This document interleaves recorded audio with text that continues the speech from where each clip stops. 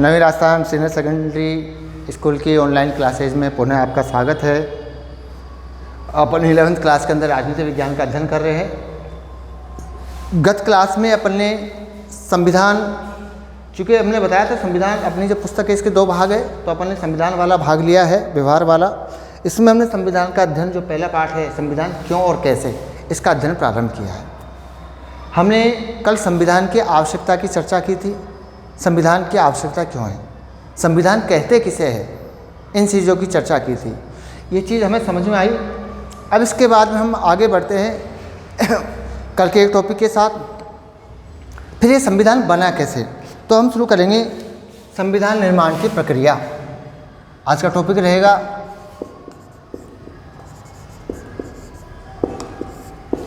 संविधान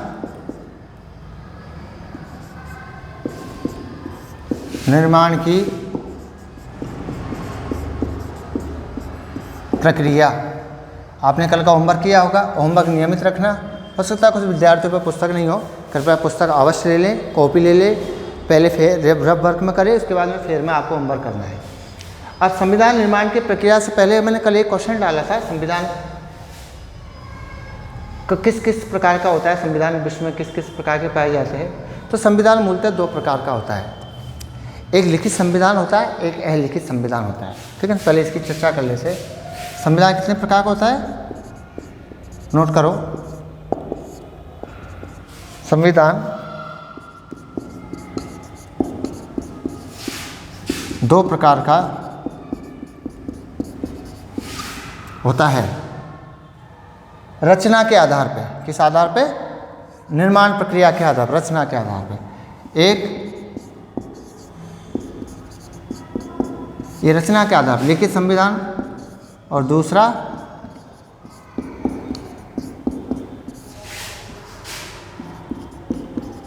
अलिखित संविधान। ये विश्व के संविधानों की चर्चा है। अब भारत के अंदर लिखित संविधान पाया जाता है। भारत के अंदर कैसा संविधान पाया जाता है, लिखित संविधान। विश्व के बहुसंख्यक जो लोकतांत्रिक देश है उनमें लिखित संविधान ही पाया जाता है। यहाँ तक कि वे देश जहाँ लोकतांत्रिक शासन व्यवस्था नहीं है, जैसे चीन है, कम्युनिस्ट शासन व्यवस्था है, ऐसे देशों में भी जो डेमोक्रेटिक नहीं है वहाँ पे भी लिखित संविधान ही पाया जाता है।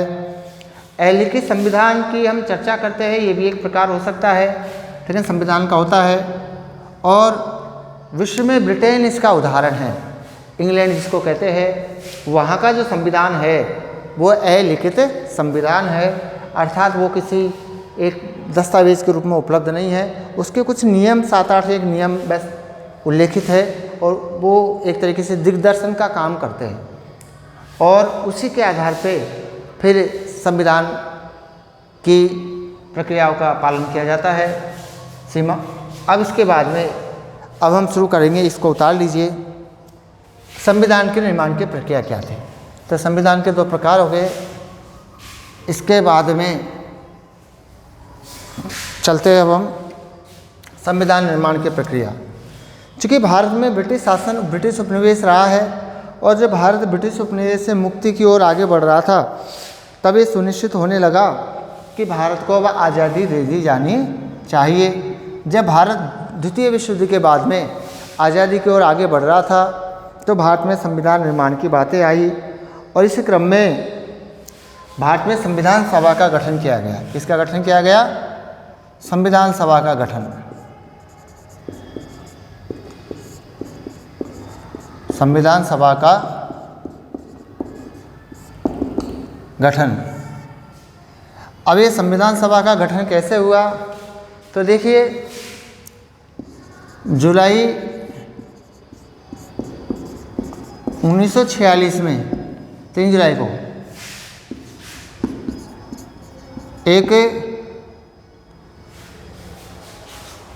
जुलाई 1946 को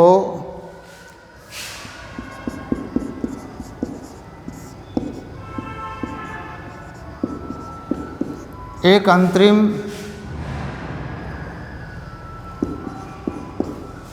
सरकार का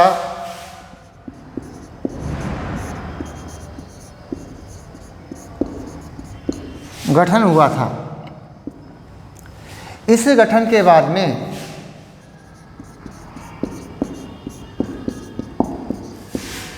इसके बाद में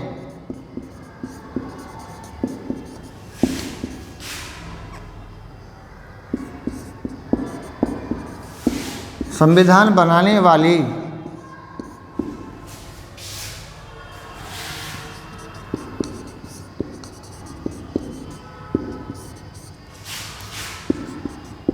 संविधान सभा का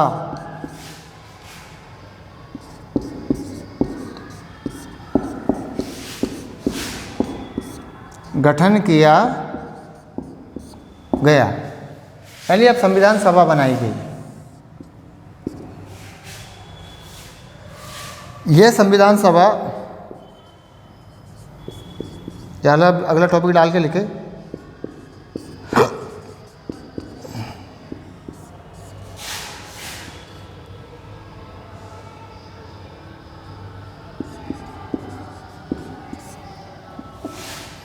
यह संविधान सभा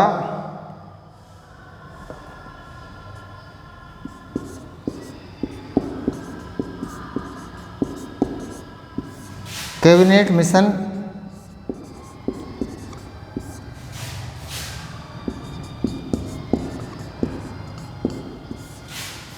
योजना के तहत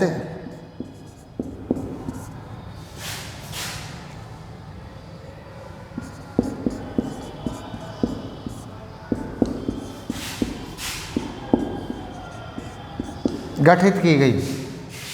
यानी उस समय कैबिनेट मिशन आया था। क्या आया था? कैबिनेट मिशन आया था।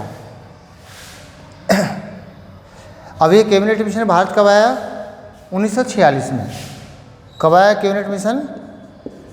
1946 में कैबिनेट मिशन भारत आया और इसी की योजना के आधार पे संविधान सभा का गठन हुआ था। तो चूंकि ये निश्चित हो गया था, इसको उतार लीजिए, ये निश्चित हो गया था कि भारत आज़ादी की ओर अग्रसर हो रहा है। ऐसी स्थिति में चूँकि जब भारत को आज़ाद करना ही है तो भारत के शासन संचालन के लिए एक संविधान की आवश्यकता महसूस की गई और जब भारत के संविधान की आवश्यकता जब महसूस की गई तो एक संविधान सभा का गठन हुआ। उस संविधान सभा का जो निर्वाचन है, चूँकि वो चुनी हुई सभा थी, तो वो कैबिनेट मिशन योजना के तहत उस सभा का गठन हुआ।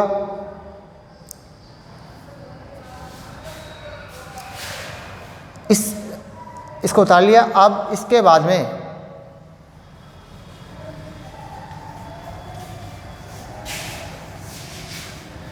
वो जो संविधान सभा बनाई गई उसका उद्देश्य क्या था?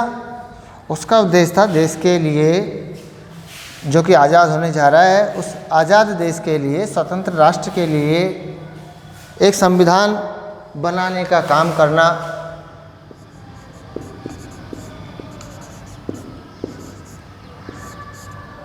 इस संविधान सभा का उद्देश्य था। किसका? संविधान सभा का। अब ये जो संविधान सभा हुई, इसका 3 प्रकार से निर्वाचन हुआ। इसका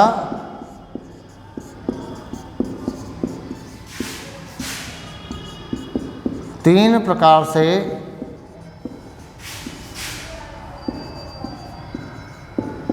निर्वाचन हुआ।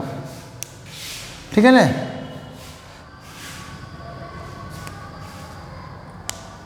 तो इसी के साथ साथ इसी कालखंड में संविधान निर्माण के साथ साथ ही देश को आज़ाद भी करना था। तो इस आज़ादी की प्रक्रिया को संविधान निर्माण कैबिनेट मिशन योजना के तहत हो रहा था। अब इस देश को स्वतंत्र करना था, तो इस स्वतंत्रता की प्रक्रिया को लागू करने के लिए इसी कालखंड में भारत की स्वतंत्रता की इसी समय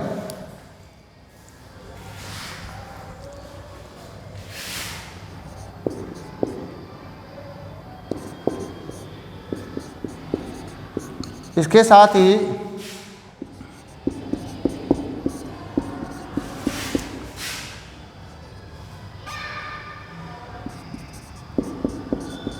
भारत की स्वतंत्रता की प्रक्रिया को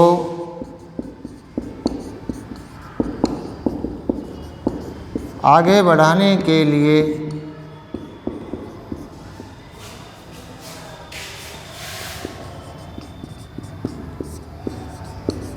भारत में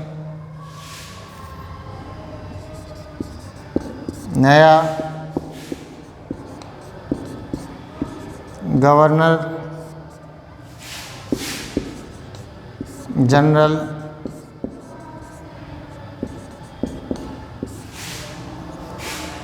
नियुक्त किया गया, जिनका नाम था लॉर्ड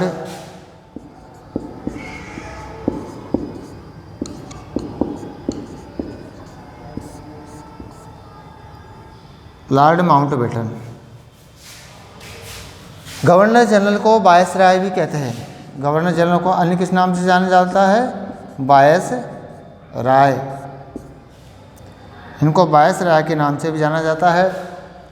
तो देश के लिए संविधान सभा का गठन होना था। इसी के साथ साथ देश के लिए आज़ादी भी सुनिश्चित होनी थी।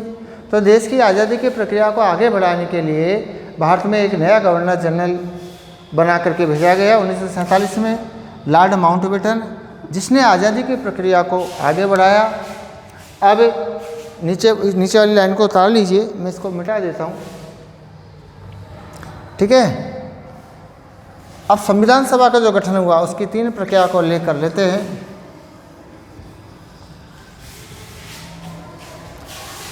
संविधान सभा का जो गठन है उसके लिए निर्वाचन हुआ था, और वो निर्वाचन जो है वो 3 प्रकार से हुआ। संविधान सभा के लिए अधिकांश जो लोग हैं वो कहाँ से लिए गए? 1935 के शासन अधिनियम से लिए गए।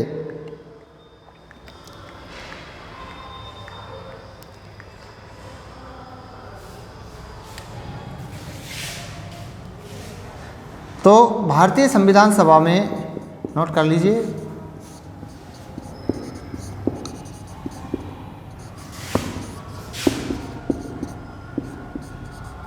भारतीय संविधान सभा के लिए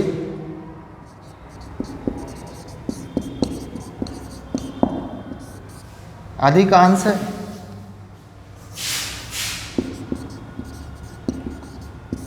सदस्य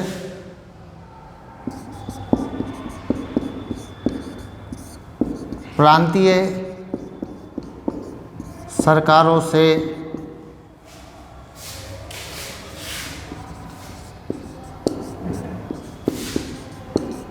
चुने गए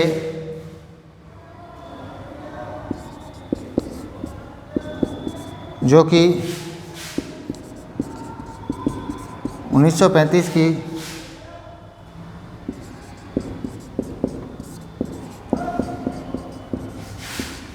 भारत शासन अधिनियम के तहत निर्वाचित थी। यानी लगभग 8 जो हमारी प्रांतीय सरकारें थी, प्रांतीय सरकार जैसे पश्चिमोत्तर सीमा प्रांत है, सिंध प्रांत है, मद्रास प्रांत है, बम्बई प्रांत है, बंगाल प्रांत है, उत्तर पश्चिम सीमा प्रांत है, उत्तर पश्चिम प्रांत है, मध्य प्रांत है, ऐसे करके हमारी जो प्रांतीय सरकार थी, जो सभी प्रांत सरकारें मुख्य रूप से कांग्रेस की सरकारें थी। बंगाल की सरकार में मुस्लिम लीग भी साझेदारी थी कुछ सरकारों में, एक सरकार में।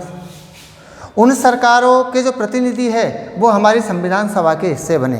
तो संविधान सभा में जो 3 प्रकार के सदस्य लिए गए, 3 प्रकार से निर्वाचन हुआ। उसमें पहला निर्वाचन ये था, सबसे ज़्यादा सदस्य इसी के लिए गए थे।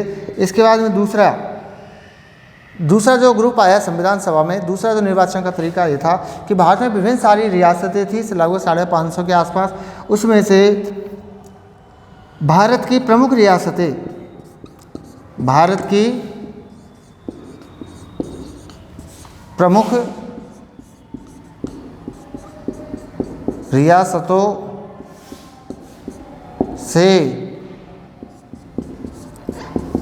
एक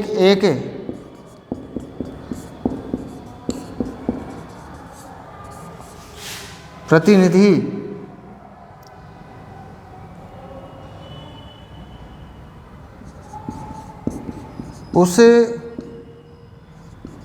उस रियासत के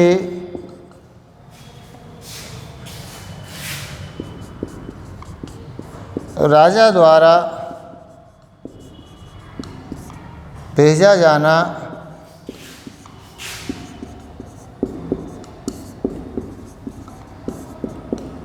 सुनिश्चित हुआ। जो हमारी रियासतें थी वो रियासतें अपना एक प्रतिनिधि चुनेगी, किसी को भी, वो राजा की जिम्मेदारी है उसी के नेतृत्व में, और वो वहाँ पे ऐसे प्रतिनिधियों को कहाँ भेजेगी, संविधान सभा के रूप में चुन करके भेजेगी। इसी प्रकार से ऐसे प्रतिनिधियों की संख्या 93 थी। और तीसरा जो निर्वाचन का तरीका था वो था आरक्षण व्यवस्था। आरक्षण के द्वारा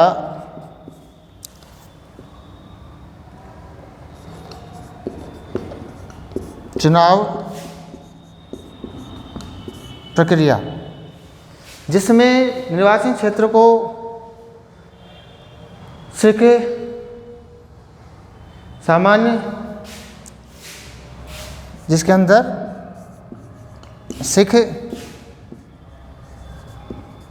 अनुसूचित जाति जनजाति और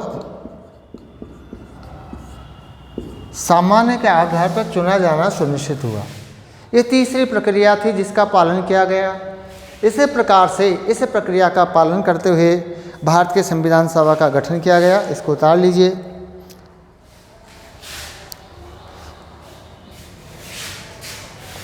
अब ये जो संविधान सभा बन गई, इस संविधान सभा के बनने के बाद में, चूँकि संविधान सभा जुलाई में बन गई थी और जुलाई अगस्त में संविधान सभा बन रही थी, जुलाई से प्रारंभ हो गई थी मतलब। इस संविधान सभा के बाद में क्या हुआ, इसके गठन के बाद में भारत का विभाजन हो गया। जब भारत का विभाजन हो गया और सिंध प्रांत, बलूचिस्तान प्रांत जो कि पश्चिमी सीमांतर प्रांत थे, ये पूर्व पश्चिमी पंजाब में भारत से अलग हो गए। तो ऐसी स्थिति में उन क्षेत्रों से, सिंध प्रांत से, पश्चिमी पंजाब से, बलूचिस्तान से, उन इलाकों से जो हमारे संविधान सभा के प्रतिनिधि चुने गए थे वो हटा दिए गए और केवल भारतीय परिक्षेत्र से जो प्रतिनिधि रह गए थे, क्योंकि विभाजन भारत का 14 अगस्त 1947 को हो गया था। तो विभाजन के बाद भारतीय संविधान सभा में, यानी नोट कर लीजिए, विभाजन के बाद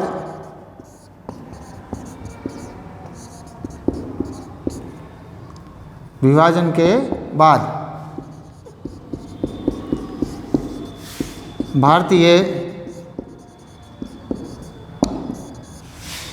संविधान सभा में कुल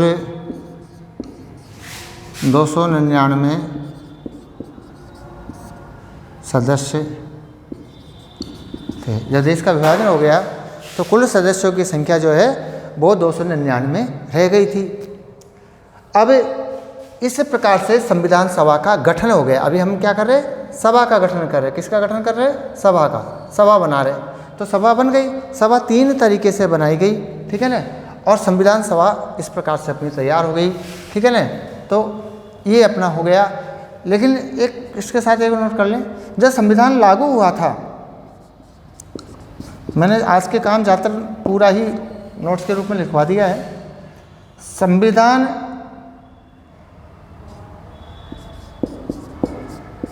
लागू होने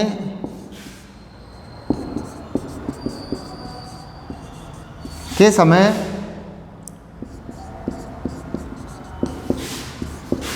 सदस्यों की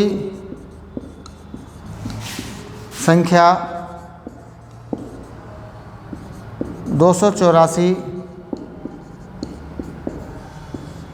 रह गई थी। यानी ये 99 थे, इसके बाद 84 रह गए।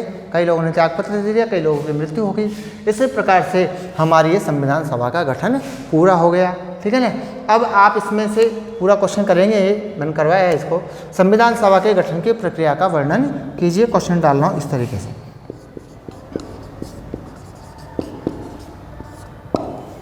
संविधान सभा के गठन की प्रक्रिया का उल्लेख कीजिए।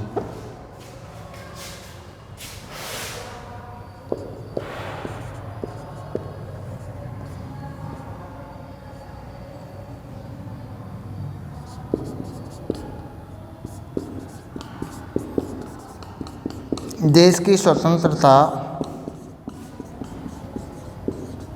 के समय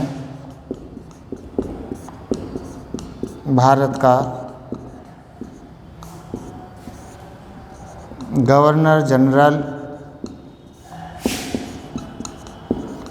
कौन था?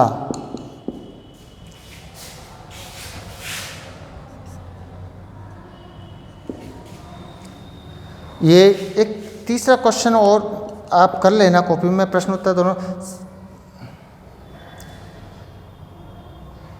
संविधान पहला संविधान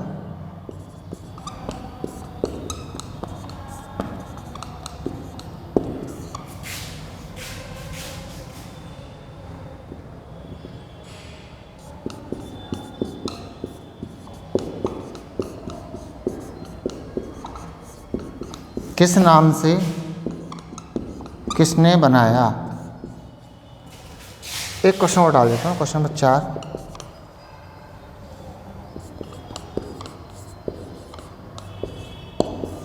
संविधान की पहली मांग